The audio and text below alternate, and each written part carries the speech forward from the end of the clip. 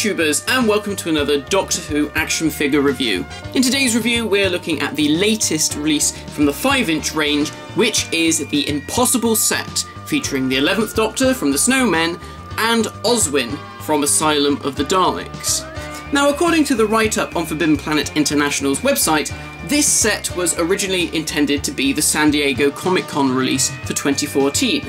However, the set wasn't actually at San Diego Comic-Con, so instead it has been released through the regular exclusive channels like Forbidden Planet.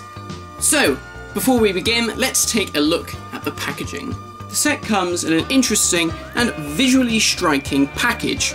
Rather than the standard rectangular window box, this comes in a hexagonal shaped window box. The front of the box, featuring Matt Smith from The Snowmen, includes all of the design elements that we have come to expect from the classic series style packaging. This includes the diamond shapes, the howl-around version of the TV movie logo, as well as all of the details such as the dates that the 11th Doctor was the Doctor on television, the name of the set, and which episode this figure comes from. However, this set features a metallic foil finish, including some added details around the window of the box. This has been designed to make it look like we are actually looking through a window, complete with snow and frost around the edge to fit in with the overall theme of the episode, The Snowmen. The back of the box proves to be even more interesting, featuring a large image of the head of a Dalek. The iris of the Dalek's eye stalk has been cut out to reveal another window, within which we can see the figure of Oswin. This is a very clever way of linking the fact that Oswin was in fact a Dalek all along. The inside of the packaging features Oswin's home, which we see throughout Asylum of the Daleks, which has also been edited to have a type of Dalek point of view with the blue details around the outside. On the other side of the inner packaging, we have an image of a Victorian street, complete with 2 snowmen. So, moving on to the figures, let's begin with the new version of the 11th Doctor. Now, this version of the 11th Doctor is obviously from the Snowmen. It's a version of his costume that he would then go on to wear in and out throughout Series 7. So, let's begin by talking about the articulation. Articulation at the head. He has swivel joints at the arms, which are also ball jointed, so that means they can come out to the sides.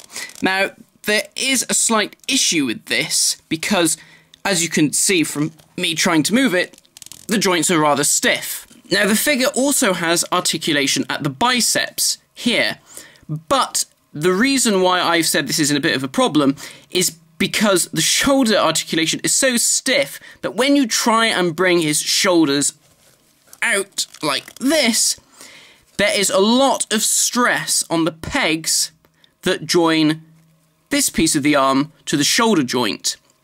And I have noticed, especially on this one, I mean, you can see here, it's really rather loose. Trying to move his arms out like this, it puts a lot of pressure on that peg. I've looked carefully, you probably won't be able to see it on camera, but when you're able to get the light down into the gap, you can actually see where the plastic is beginning to warp and bend. And I do worry that if you try and move it out too much, the peg might snap. So, something to be cautious of when you get your own set. The figure also has elbow articulation, as usual. Now, in terms of wrist articulation, this is kind of a funny one as well, because you would think that it does, but the wrists sort of turn, but the hands just pop straight out of the joint. Now, when you put the hand back in, it doesn't seem to go all the way into his sleeve, or at least that's not how it was when I took it out of the packaging, and I believe this hand is the same. The hands don't really want to turn at the wrists very much, so it's a bit difficult for me to tell. I don't know if it's meant to have wrist articulation and it's either a bit stiff or, in this case, a bit too loose, so the hand comes off. I'm not sure. It doesn't seem to have done any damage to it, pulling the hands out, but again, something to be mindful of. The figure also has articulation at the waist, that can do 360s. He has a T-joint crotch, so his legs can go forward. They could go backwards, but the plastic of his coat is hindering that movement, and they could go out to the sides, but again, it's the plastic from the coat. We also have articulation at the thigh, which can do 360-degree turns. And finally, we have knee articulation so that they can bend backwards. The head sculpt is the sort of standard 11th Doctor head sculpt that we've seen used on previous versions of the 11th Doctor. There's not really much difference here, except, of course, that he now has this hat. So it does look like they've retweaked the original sculpt so that this hat could be attached on top. The sculpting for the hat is actually really nicely done. So you can see, just by looking on the camera, there is a lot of texture in that sculpt. Paint applications wise, it is just sort of like a standard browny burgundy colour, but in terms of sculpting, it's really nicely done. Now, I have seen some criticism online about the way that the hat sits on his head.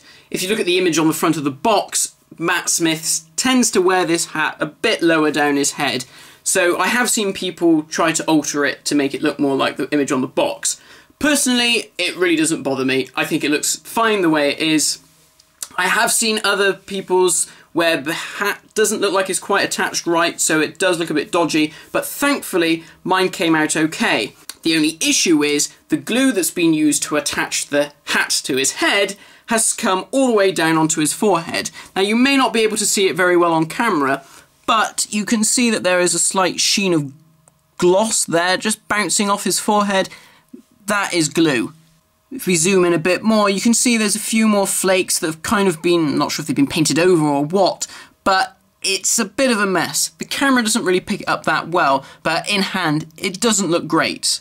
On the subject of production errors, there's also a nasty rub on the chin. I have seen a lot of images of this set from other people, and these little nicks, like the glue and the rubs, it does seem to be quite a common problem with this figure. So my advice is, if you're really looking to get one which is, you know, okay and doesn't have any marks or anything, you're probably better off buying it in store rather than pre-ordering it online. The rest of the costume is where the figure gets even more interesting. We have this really nicely sculpted coat with this lovely fur collar all the way down the lapels. Again, this is really nicely sculpted. You can see all the textures, which really make it look like it's fur. On either side of the coat, you also have the little hooks, very reminiscent of what was on John Pertwee's jacket. And again, these have been nicely sculpted, and the paint applications are really nicely done. There are no bleeds. It's a really neat and tidy job. The back of the coat also has additional details, such as the little seams and things connecting the coat together, and it also has sculpted pockets. Under the coat, the Doctor has now abandoned the bow tie in favour of a standard tie and a waistcoat. The tie and the shirt, which is all quite ruffled, is really nicely sculpted. It looks all tatty, like he's been wearing it for quite some time. The pink lines on the shirt are also really nicely done. Again, there are no real bleeds, it's quite neat and tidy. Going down to the waistcoat, which is a slightly darker red than the burgundy of his coat. Again, really nicely sculpted. Some very nice details with the gold paint on the buttons, the gold paint on the chain, and also the silver application of paint hanging off the chain as well. Again, really nicely done. There are no bleeds, a very neat and tidy job. The cuffs on the Doctor's coat also featured these black bands which go all the way around. The paint here isn't as neat, but overall it's a really nice job.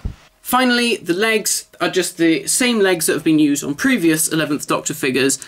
Now the trousers are in the same sort of burgundy colour to his coat, and his shoes have been repainted brown, with a darker brown for the soles. Finally, this figure does come with an accessory, which is just the standard open sonic screwdriver. Again, the paint applications are really nicely done, and there are very few bleeds to be had. Overall, I have to say I am really pleased with this figure. Other than the issue with the glue and the scuffs on the chin, I think it's a really nice figure. There are, of course, the issues that I mentioned with the articulation here. It does feel very, very flimsy. Not so bad on this side, but this arm really does feel like it could snap. So that's something to look out for. It wasn't actually a costume that I particularly liked from the series, but as a figure, I think it works really well. Now let's move on to Clara. I mean, Oswin. Now, of course, everyone is going to be buying this set because of this figure. As we all remember from the series, Clara appeared in various guises throughout the series. First as Oswin from Asylum of the Daleks, the figure that we have here, then as the Victorian nanny in The Snowmen, and finally as the Clara we all know and love that travels with the Doctor at the moment. So this is why this is the impossible set. It details the Doctor's meetings with the various versions of Clara. So I'm sure that many people have bought this set, not because it's necessarily Oswin, but because this is probably the closest we're going to get to Clara, at least for a long time. It isn't a figure that we imagined would ever come out. We were told that it probably never would, so it was a nice surprise when this was announced. So if we look at the articulation, the head articulation is really hindered by her hair. You can't really turn it, and my one seems to, no matter how much I try and straighten her head out so she's looking forward, always seems to sort of creep back to the side like that. So she also has ball-jointed shoulders, which come out to the side and swivel back and forth. There's still that bit of problem with the biceps here, so when you're moving these shoulders out, you might want to try and grasp from the top rather than putting any pressure here, again with the fear that the pegs might snap. So, as you can see, the figure also has bicep articulation, and she also has ball-jointed elbows, which is a bit of a new one. So her elbows can move around as well as swivel up and down. I'm not quite sure if she has waist articulation. Trying to twist it doesn't really do anything, so that might be a no in that respect. She does have articulation at the hips. These are, again, it's a T-crotch joint, so the hips can move forward, they can move out to the sides like so, but this is all hindered by the rubber of her skirt. She does also have articulation at the thigh, so these can do 360-degree turns, and she also has articulation at the knee. Again, the articulation is very much the standard for what we've come to know from the 5-inch line. One issue that I've got with mine is her right leg. It's very wobbly, very loose. In fact, I was worried that the leg had snapped off from the peg and it was just sort of rattling around waiting to drop off. So again, something to be mindful of. Obviously, it's not something you can really check in the box, but not too much of a problem. It does mean she doesn't really want to stand up. She has already fallen over a couple of times trying to shoot this review. So a bit of an issue, but overall not too bad. So the head sculpt. Now the images that you're seeing through my camera do not do this figure justice. The head sculpt is fantastic. It looks so much like Jenna Coleman. It's a really, really nice sculpt. Like I said, you can't really get the full effect over the camera. It's one of those figures that you need to have it in hand because it really does look ever so much like her. All of the hair has been sculpted really nicely. The way the individual strands curve and bend as it falls down her back. The paint applications here are really nice. There's like a dark brown wash over a lighter brown. It's kind of glossy, which gives her hair the sort of like a very natural sheen. Moving on to the costume, the thing we have to talk about next is that dress. So this is quite interesting because normally with the Doctor Who range, you get a dress or whatever, and it's a piece up here and it's a piece down there so that you can have the waist articulation in the middle. This is not like that at all. This whole dress is one rubber PVC piece, and it goes all the way down like an actual dress. I'm not sure what the reasoning was behind that, but it works really, really well. Alright, your waist articulation may be... Oh no, there is waist articulation, now that it's just clicked out of place. It really works well. It does make it look more natural, so I think that was a really nice touch. If we move down to the utility belt, this isn't removable, sadly, so if you're thinking about, oh, I know, I'll just pull this off and make it look like a standard Clara, I'm afraid that's not going to happen. You could probably cut it off, but you will then obviously run the risk of never getting it on the same if you try to glue it back or whatever. So I wouldn't advise it, but overall, the applications in terms of the sculpting and the paint are really nicely done. You can't really see what any particular item actually is, but, you know, that doesn't really matter. You can see that it's a variety of high-tech gizmos. I'm guessing that these are her kitchen utensils for making soufflés. But overall, it's nicely done. You know, I think it works really well, and it sets off the rest of the figure from being just a red blob. The forearms are actually Ace's arms. as seen on the Remembrance of the Daleks version. And finally, we come down to her trainers. Very nice sculpts, really nicely detailed actually, no paint bleeds or anything like that. The application on the laces and the darker burgundy portions are really nicely done. Finally, she also comes with an accessory in the form of a burnt souffle. It's actually really nicely done. The sculpt for the little pot that it's in is really nice. And the souffle, you know, it looks like a burnt souffle. They've done a really nice job.